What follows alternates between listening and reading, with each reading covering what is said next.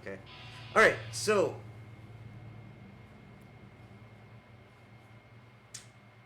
all right. Welcome, my friends. I have Bobcat Wolfenstein here, and I've got another friend with me. This time, he is a 27-year at Sul Ross Professor of History and Political Science, Chair of Behavior and Social Sciences for 9 years, author of the 2013 book published on the University of New Mexico Press, For God and Revolution Priest, Peasant and Agrarian Socialism in the Mexican Huasteca. Examines peasant struggles for land and political autonomy in the 19th century Mexico and the formation of traditional radical indigenous class consciousness and Christian liberation theology. All right, so I'm super excited to have you here with me. I appreciate you spending some time, and I wanted to kind of continue a theme. This is only my second episode, but so far I've started off with Scottish influence, and it started in Texas. But really, what I didn't think about, and I should have worked it all the way back, was the Scottish Enlightenment, which reminded me of taking some of the courses that you taught, and hearing you talk about some of those subjects and how important they were to uh, I guess the founding of the country. But I kind of wanted to discuss or ask you, like, what are some of the factors or circumstances that you would attribute that kind of led to the environment that created the Scottish Enlightenment? Good question. The Scottish Enlightenment is part of a broader intellectual movement in Europe known as the Enlightenment. It was roughly, you're going to look at maybe the 18th century, late 17th century, 18th century. So you're looking at 1650s all the way up to probably the French Revolution and the American Revolutions. The Enlightenment is different than the Renaissance. The Renaissance was a few hundred years earlier. Sometimes, I know in classes, sometimes students get them confused. The Renaissance was a humanist movement that began in what's today Italy, what was then Italian city-states. And we usually associate the Renaissance with, let's just say, the 1400s up to the 1600s. The Enlightenment would be a little bit different, and it would be a little bit later. It was much more influenced, for instance, by the natural, what we call the scientific revolution. Everybody from Copernicus to Bacon and the ideas such as that. It did come upon the end of what was known as the Wars of Religion, which didn't necessarily have to do only with religion. I think sometimes that's overstated.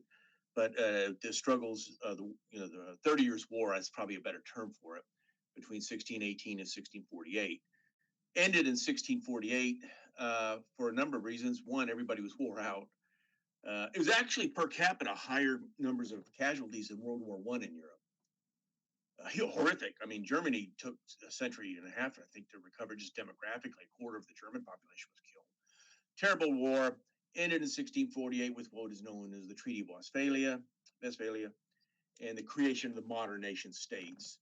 And in a lot of ways, the Enlightenment was a reaction to a number of things. One couple of them I'd already mentioned. One was the scientific revolution, which had changed the way we looked at the natural world. Things such as the scientific method. Can you measure when water hits 212 degrees? Things like that. And the wars of religion, which seemed to have been the last gasp of the Protestant Reformation. Everybody sort of gave up and went home. Now, the Enlightenment roughly lasted from, I would say, about the middle of the 17th century at the conclusion of the wars of religion to the late 18th century, which would be, for our purposes in America, the American Revolution, and then for the purposes of France with the French Revolution. So the Enlightenment was, a lot of ways, what we would call an intellectual movement. And it challenged many of the earlier ideas and dogmas of the late Middle Ages and Middle Ages. And I never really liked that term Middle Ages, but I won't get into that. But it was part of what we would call the pre-modern world. In France, it's most noted for a number of reasons. People such as Voltaire, who wrote very famous books. Candide is most probably one everybody's familiar with. And people such as Jean-Jacques Rousseau, very famous development of ideas later associated with the development of modern liberalism. Diderot, and some of these French names I may not be exactly pronouncing correctly, developed the encyclopedia, the first modern encyclopedia. Could we classify knowledge? Could we use empiricism and reason to question previous dogmas?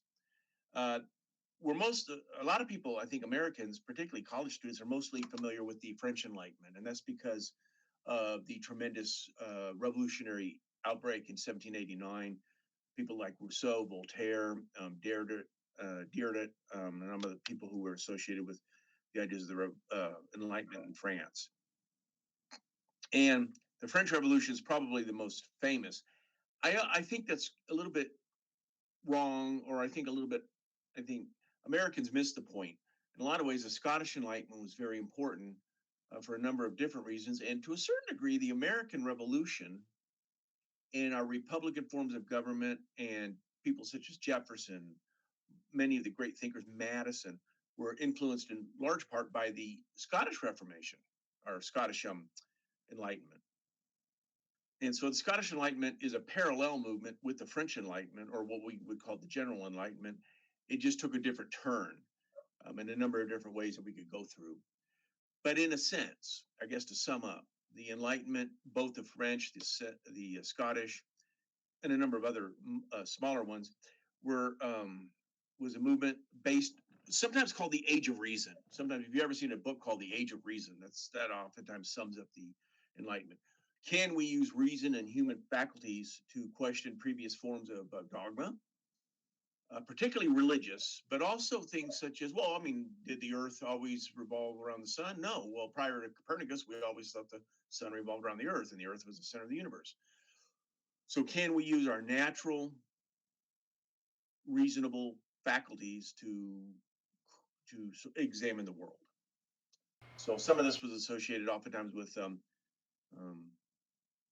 the sciences in particular, and then can we apply those ideas of the sciences to develop what ultimately became known as the social sciences? In other words, chemistry, H2O is water, biology, or whatever. Can we apply those to ideas such as economics? So out of the Enlightenment would come modern economics. Can we have a science of economics? You ever heard of the term political science? That's a strange word. Aristotle was probably our first political scientist, but he would never use that term. Can we have a science of politics? Anthropology, a science of humanity. Sociology, a science of society. Psychology, a science of human behavior. Now, I'm an historian, so that puts me in the humanities. I'm more probably closely aligned with literature and philosophy. But the Enlightenment created many of what we would call the modern world, social sciences. Can we apply the world of natural sciences to the world of human society? Kind of. Awesome. One story that I'd heard, or as I was doing some research on this, was that there was a young man that was apparently heard saying something about outside of a church, that he said it was so hot that he'd rather be in hell or something along those lines. I don't remember the exact quote, and they actually they either hung him or did whatever they did for blasphemy. Yes. And that was one of the things that kind of kicked off this, at least partially in some way, this revolt against. It was religious, largely a revolt against. You also have to remember, right prior to this, were what we would consider today irrational religious fanaticism, witches. Europe probably we're familiar with the Salem witchcraft trial, but I don't think a lot of American students of history and even a lot of American historians realized the witch burning craze and the witch craze which swept Europe for a couple hundred years. Tens of thousands, if not hundreds of thousands, of mainly women, a lot like Salem witch trials, were executed, burned, hung. The Spanish Inquisition and the use of torture to elicit either religious dogma or root out religious heresies. So, beginning roughly around probably the 1200s up to about the 1600s, we did have what we would today recognize as, I think, religious excess and such. Now, that came upon the end of the Crusades. Now, the Crusades sometimes I think is being seen simply as Christians initiating the wars, but in a lot of ways, these were the age of religious wars between Islam and Christianity, which began in part with the rise of Islam, taking large parts of the Middle East, and also the Islamic conquest of Spain, which lasted 700 years, and what Spaniards called the La Reconquista, the attempt to reconquer Spain, combined with things that, again, witchcraft hysteria. The Salem witchcraft trials were almost very bizarre because came at the very end of all that. And it was strange because it was sort of the beginning of the American experience. But clearly, the case that you mentioned was very famous because that's where I think people kind of scratched their heads and said, What are we doing "Is here? that rational?" What are we doing here? Yeah, yeah. um, And so, in a lot of ways, the Enlightenment questioned a lot of cases of Christian religious dogma. Oftentimes, this is another thing I think that influenced it. We have to remember this. Up until 1492, we didn't know much. When I say we, Europeans didn't have a good idea of the world. Suddenly, the North America, South America, the discovery of places reaching China, reaching India. I mean, Voltaire, for instance, was very fascinated by people such as Confucius. Well, I mean, nobody in 1200 would have even known who Confucius was. So, contact with the broader world is just as earth shattering as it was to China. I mean, there's a famous case where the Jesuit priest brought a map of the world to the Chinese emperor and he cried because he realized suddenly China was at the center of the universe. So, what we call the age of exploration, 1492 to about 1550, 1600, had a lot to do with this too. Hey, we have potatoes, corn, tobacco, Native Americans. Where did they come from? Are they part of Adam and Eve's family? Were they a separate creation? All these ideas. So the age of exploration is also feeding into this. which I guess it was largely uh, prompted by the ability or shipcraft, the ability to traverse across Sure. continents and be able to. Suddenly Magellan circles the world. Okay, wow, and he's bringing back. And then by 1750 we're discovering Australia and New Zealand. But clearly, I mean, the idea of the Aztec and the Empire and the Aztec and the Inca empires, these huge, gigantic empires unknown to European civilization, and circumventing Africa, reaching India, becoming more familiar with these ideas, clearly is triggering what I would call an intellectual quest and curiosity. Cabeza de Vaca, going back to the conquistadors and earlier times where we were discovering the new world, or Yeah. discovering the whole world as it were, Very interesting It's gonna stuff. it's gonna make people question previous suppositions. One Another question I wanted to ask, there were some specific people, some specific players that were in, if I understand correctly, that were part of the Scottish Enlightenment that actually became partakers in the advancements of the creation of I guess I guess colonialization at the worst, but a lot of descendants from Scots or some direct people who immigrated from there. And I'm kind of curious what it was about the new world that brought so many Scots out. If you're talking about Scots and the Scots Irish who migrated to America, they would migrate. The wave of Scots Irish that moved to America, that migrated to America, is a series of waves. The first one probably begins roughly about 1720s, 1730s. At that time, it was the largest non-English migration to America. It's nearly 250,000 by the time of the American Revolution. What drove them? The people who came were largely poor or middle sector. The aristocrats obviously weren't, had no reason to come. Various reasons. I think poverty, entrenched poverty, and also the British ability to play the Scots Irish off to the traditional Irish. So they were already came from a tradition of fighting. If I can use the word clan fighting, the Hatfields and the McCoys and Appalachian myth, or actually not myth, but lore. So a lot of them came over. There was two different waves. The first wave tended to be very strict Presbyterians, known much more for austerity, piety, sobriety. That was up to about the 1750s. So there's actually two waves. The second wave came from a much geared population towards brawling. There's a famous book out called The Fighting Scots Irish. Why we've and it's kind of a history of um, the clannish nature. Of course, I'm sure all of your people who ever watch this have seen Braveheart. I think I've watched it with my dad 9 times at least. But they did have that notion of a Highlands warrior martial like tradition. But many of them came, I think, because of entrenched poverty. Now, that's the Scots Irish. That would be different than what we would traditionally call the Irish migration, which begins after about 1815. and last until 1915. Ultimately, 6 million Irish moved to America. And not just the potato famine case, where that was only 2 years. I mean, 6 million over 1815 and 1915. The Scots Irish are a little bit different. They were sometimes known as the Ulster Irish or Ulster Presbyterians. England had used them to colonize what's later became Northern Ireland as a sort of a divide and conquer strategy. And they would be very famous with early American history. There was concern by the English that the Scots Irish were dirty and such. And a lot of that was more associated with the second wave who tended to come. That group in the second wave tended to be discriminated against, so they tended to have migrated into Western Pennsylvania and eventually go down the Appalachia. So if you ever go to Western Pennsylvania, Kentucky, Tennessee, Virginia, West Virginia, it seems like everybody's last name is Mac. The McDougalls, the McDonalds, the McGeorges. My mom's side of the family is Scots Irish. That's why I do have an interest in them. My father is an Arab. You're probably saying, what kind of name is Saka? Well, it's an Arabic name, and my father was from Iraq, and my mother was from Eastern Kentucky. And everybody there was Scots Irish. I think everybody there was either a Mac George.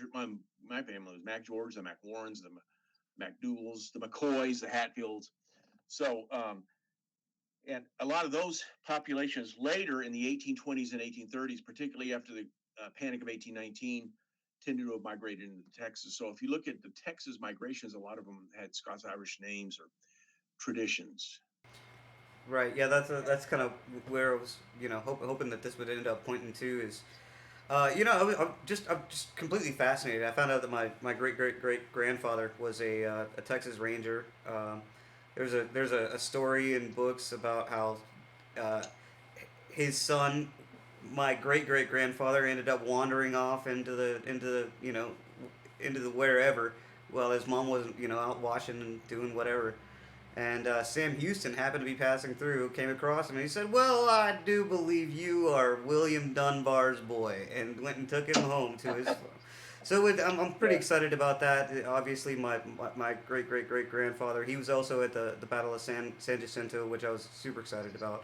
So I've just been kind of delving into this, Texas history, and also the insane amount of relationships that it has with Scottish roots as well, which is I just find I really think I fascinating. saw a statistic once. I think 80% of the white population in the South are of Scots Irish in descent. That's crazy. That's insane. Super interesting stuff, especially for history, though. Do you have any projects that you're working on? Anything that you got coming up that you want to? Well, I've recently made a big move. I taught in Alpine at Sul Ross State University for 27 years. For various reasons, one wanting to be closer to family in the Houston area, and another, I think, just wandering gene, who knows. A position opened up in Uvalde, Texas, for the same university, Sul Ross State University. We have 4 campuses. Um, Alpine's the central one, sometimes we refer to that. And then we have Uvalde, Del Rio, and Eagle Pass, which are sometimes referred as Rio Grande College.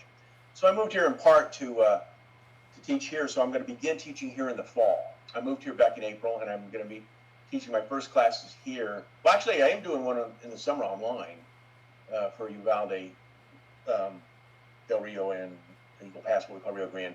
And I'm actually teaching one by Zoom to Alpine, so I'm a hybrid right now. But once the fall starts, I'm going to be pretty much a Uvalde, Rio Grande College, Del Rio, and so I'm still going to be a Sul Ross Lobo.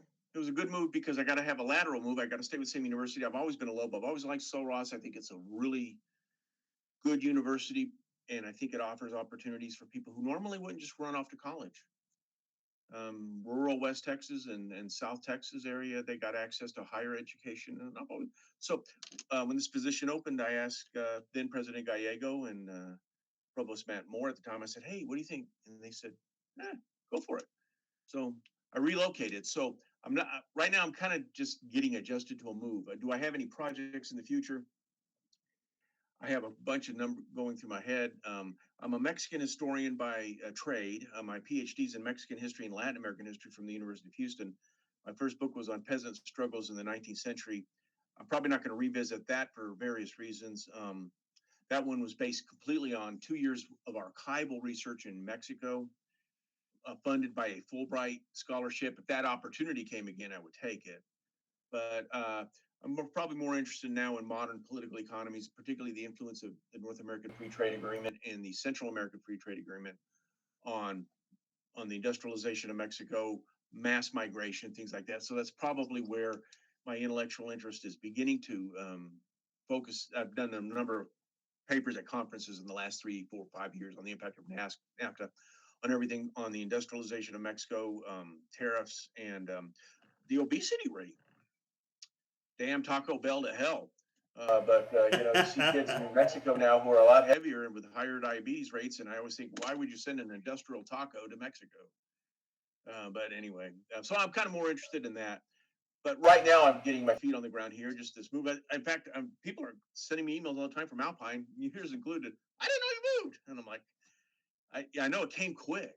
It happened in November. I sold my house, and I was living here in April. So Yeah, that's it. so right now, I'm getting my feet on the ground. I just got my office set up a few weeks ago. My computer. I think you're the first Zoom meeting I've had.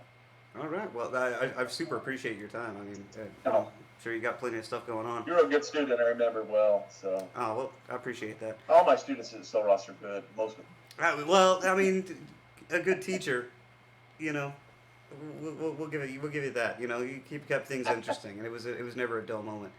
Any of the stuff that is more your specialty? Any of that stuff that you like to talk about? Any interesting stories that you have about like either the present, politico economical stuff, or either or.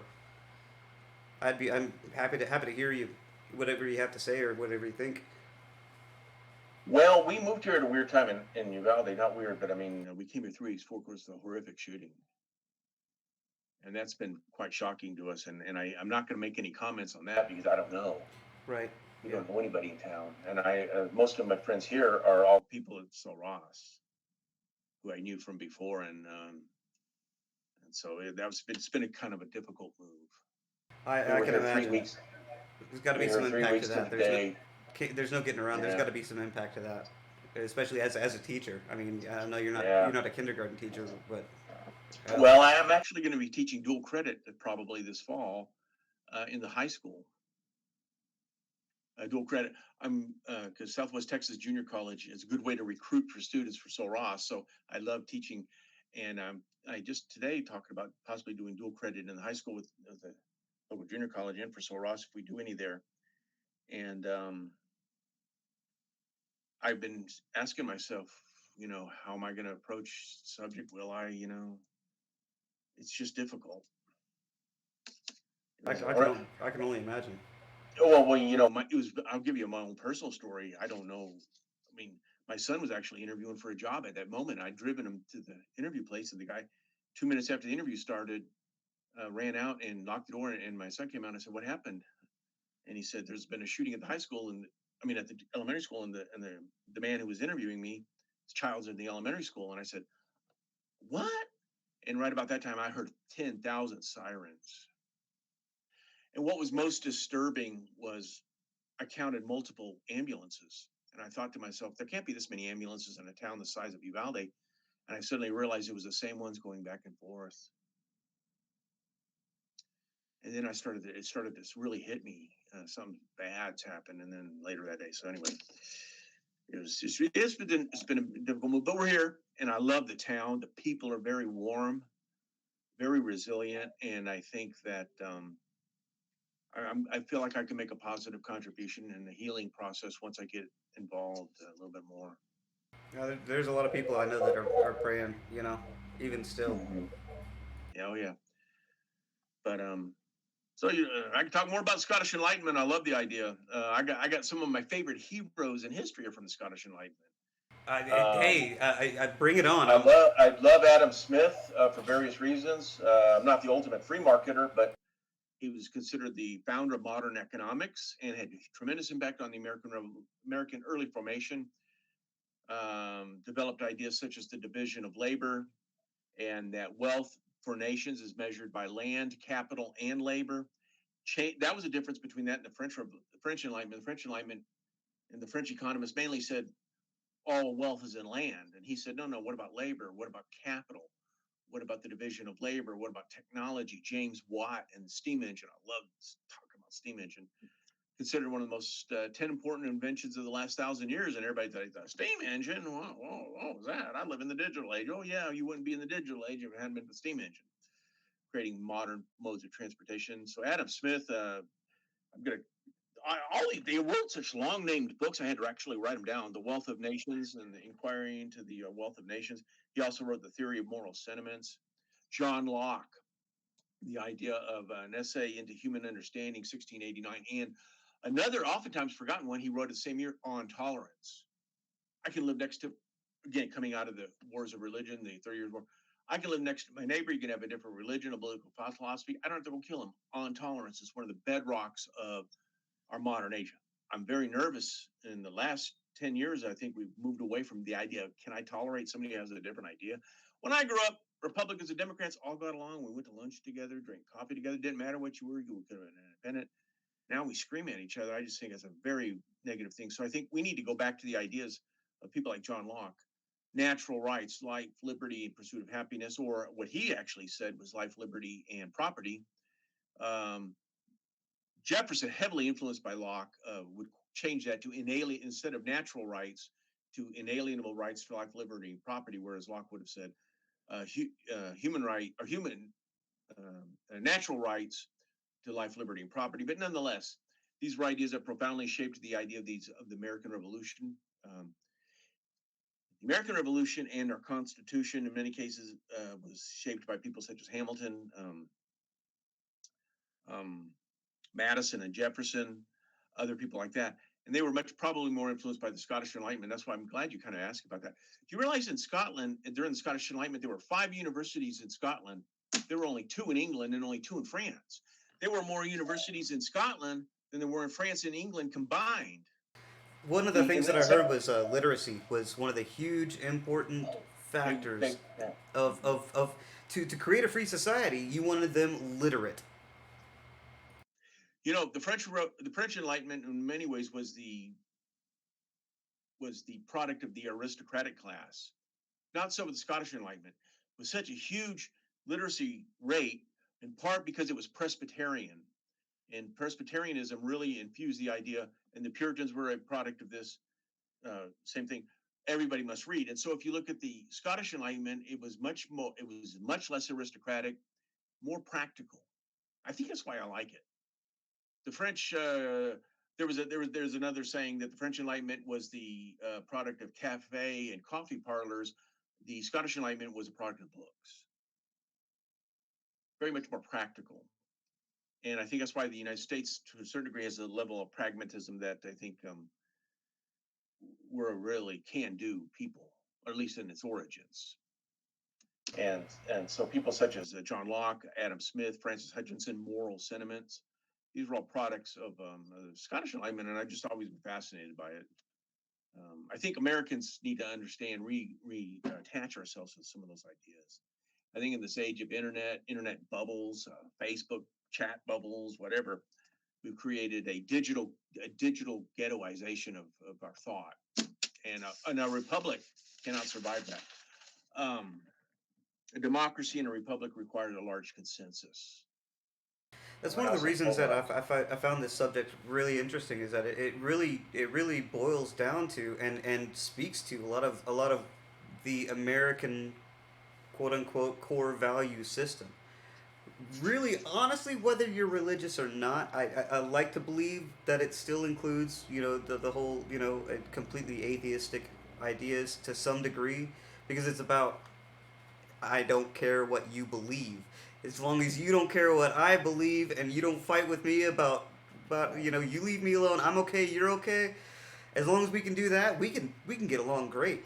The French Revolution was much more atheistic. The Scottish, I think, Enlightenment to a certain degree was rooted in Presbyterianism. So I think our First Amendment, a disestablishment clause, which was so needed, but it's also the idea of freedom of conscience.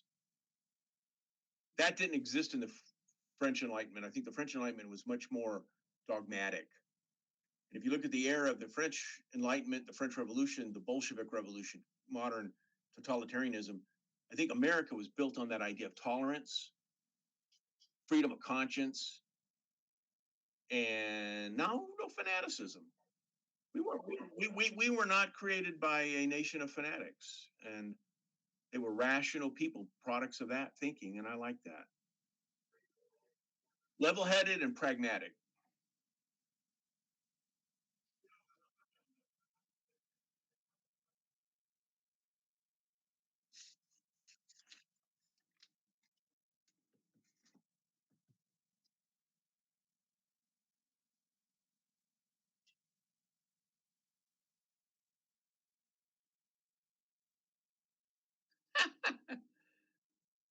That's another level of intolerance. I think that we need to just. I think one of the great benefits of the United States is truly, in principle, the idea was that we are individuals, and I think that we today are thinking much more tribal, not just race and ethnicity, but tribal in our identities and such. And honestly, a republic as it was envisioned cannot function like that. Now, have we always been like that? Yeah, I think we've always been tribal, but I think it's being reinforced now in the modern age for various political reasons, and also, I blame. I go back to the rise of talk radio and the reactions against it. Maybe talk radio was reacting against thinking, but we need to come back to, I think, a consensus that you know. I'm a world historian in addition to Latin America, especially the world. Yugoslavia was a good country. Czechoslovakia, Ethiopia. These were nation states that were held together, and they lost Lebanon. I was in Lebanon as a young boy. My father took me when he took me to Iraq, and tribalism and identity politics is the destruction of a republic. Again, I think that speaks to it's a strange phenomena that the Scots flock to wherever they can be the most free.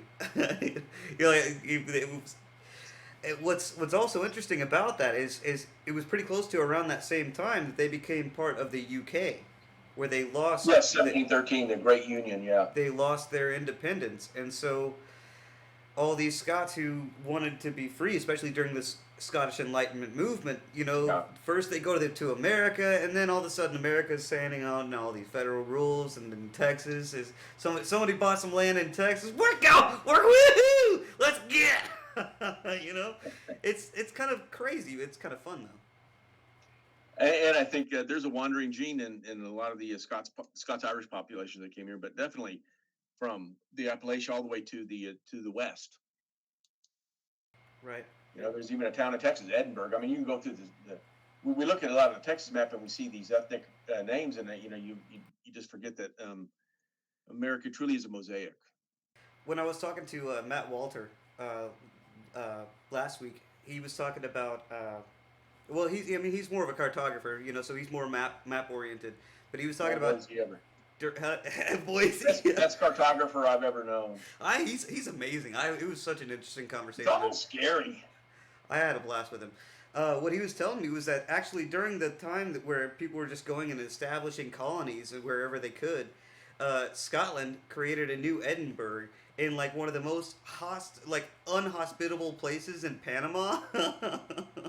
I didn't know that. Yeah, they all died. It didn't work out at all. But yeah, there's a really good book. If any of your viewers ever want, there's two good books I would really highly recommend. How the Scots Invented the Modern World, and I forgot the title, the author, but man, that book blew my mind, and I thought it was really good. And the other one is, I think, The Fighting Scotch Irish. The Fighting Scotch Irish, you said? I think that was the title of it. I'll check it out. But a lot of famous Americans, Andrew Carnegie. My grandfather's name was Andrew Carnegie Dunbar. He was named after Andrew Carnegie.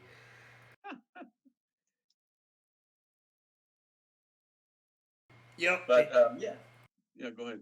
No, I was just gonna say yes. Yeah, a lot of history there. It's fascinating. A lot of it's impressive. Honestly, I find it fascinating. Oh yeah. Well, I've done a course on American immigration history, history of American immigration and ethnicity, and It's just a fascinating history. That's- But well, I was beginning with the English, and then we go to the Scots Irish, because that's the second major way. And the Germans were coming about roughly the same time. Oh, of course. I mean, Pietist, a lot of the Pietist movements, the Mennonites. Germans have a huge representation here in Texas, obviously. Oh yes, I just all around here. Fredericksburg is only 2 hours north of here, and I just love that town. It's nice to drive through, to stop and unless there's like a big event going on, and then there's like so many people there. It's crazy. I I never. just drove to Esquivel about 2 days ago. I love that town, but yeah, I'm afraid those towns will lose their identity. They're being absorbed by these gigantic megapolises. Yeah, Austin. Austin provides bus tours back and forth there all day long, man. New Braunfels and these so much of this German Hill Country area was so unique too. I just don't want to see it absorbed by the San Antonio Austin metroplex. Okay, so Seguin would be a good example. Who is for a great historical namesake too. I'll say once again, one of the great Tejano leaders, and felt that the ideas of the Texas Revolution betrayed what his original goals were and fled. And there's a town named after him, ironically. And he was one of the formulators of the 1824 Mexican Constitution, along with Ramos Arizpe. Fascinating stuff. But but Seguin is a great little town, but it's getting bigger and bigger and bigger, and almost getting absorbed right into San Antonio, just like what you're saying. Yeah.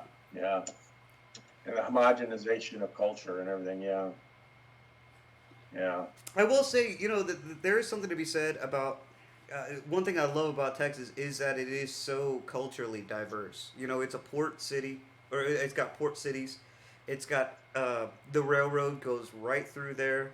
We just have so much going on culturally from so many different ways, or so many different areas. And I always like to start my Texas history out with Amarillo, Texas is actually closer to 7 other state capitals than Austin. Oklahoma City, Denver, Cheyenne, even Topeka, Kansas. This is a huge state. Yeah, like you said earlier, I mean, you wanted to be not 9.5 hours away from your family in Houston. You'd rather be 4 hours away. Now it's only 4. Now it's only 4. If you're in the Northeast, I had some friends, Greg and Emily Friedland, moved up there years ago, and that was the first thing I called them after they got there, and they said, it's so weird. In 25 minutes, you're in another state, and in Alpine, 25 minutes, you're in another West Texas town. And I said, yeah, I know. And then you keep going for another 9 to 10 hours. Suddenly you're in Beaumont or something. Hey, I mean, if you go the right direction, you're driving an hour before you're in the next town. I know. Yeah. I lived in Connecticut for a couple of years, and oh wow. And my buddy and I, he was also from Texas, we would ask our landlord, we're like, how far is it to Hartford? He goes, oh man, that's a long way. Well, I mean, how long would it take you to get there? Obviously, we're Texans. We translate in time, not miles. It'd take you 4 hours. It'd take you about a half an hour. Are you? Yeah, that's real far away. Okay, all right. Yeah. Yeah, I know. we actually went from Connecticut to Pennsylvania for a New Year's Eve party, and it took us about 4 hours. About 4 hours to go from Connecticut through New York, New Jersey, and part of Pennsylvania. It took us 4 hours. 4 hours. That's not even Kerrville to Alpine. Telling you what, it's been a huge state. Yeah. It was hard won too, man. And not there's some sadness too that goes along with some of the policies that were set in place and some of the treatment of peoples that we're not treated less than human, I guess, as it were. The Conquest of Texas, I read about 2 years ago. Really, really good book. It's basically looking at the genocide of the Native American in Texas. Yeah, pretty much. Yeah. I highly recommend that one too. I'm sure it'd be worth reading. Well, I think I'm about at the mark where I'm gonna have to go ahead and call it. I didn't make enough questions, but I'm glad I sat down and talked to you. Don't ever hesitate to call if or anything. Sir? Even though I moved from Alpine, I still got Alpine in my heart, and I'm still a Soros Lobo. Yeah, there you go. Go Lobos, right? All right. Well, I appreciate you, Mark. You No take problem. care. Take care, Matt. Yes, sir.